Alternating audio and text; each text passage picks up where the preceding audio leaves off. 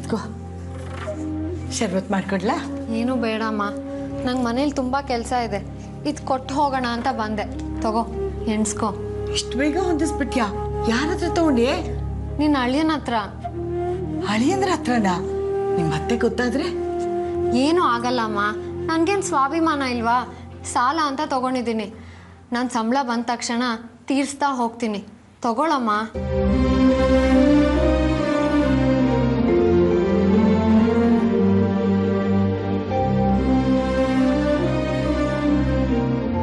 ಇದೆಂಥ ಪರಿಸ್ಥಿತಿ ನಿಂದು?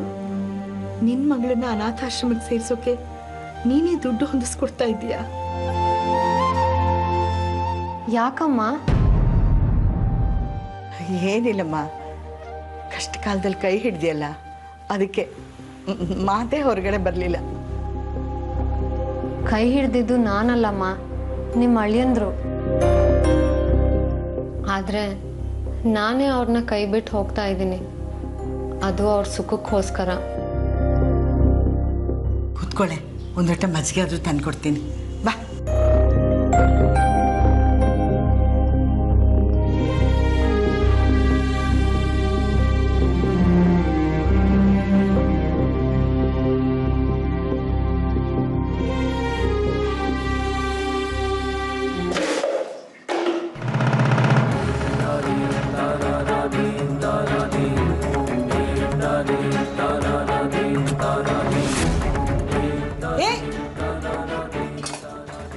ಎಲ್ಲೋಗ್ತಾ ಇದ್ದೀಮ್ಮ?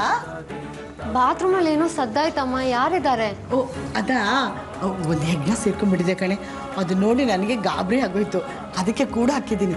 ನಿಮ್ಮಪ್ಪ ಬಂದಮೇಲೆ ಹೊಡ್ಸಾಕ್ತೀನಿ. ಬಾ, ನೀನು ಕೂತ್ಕೋ ಬಾ.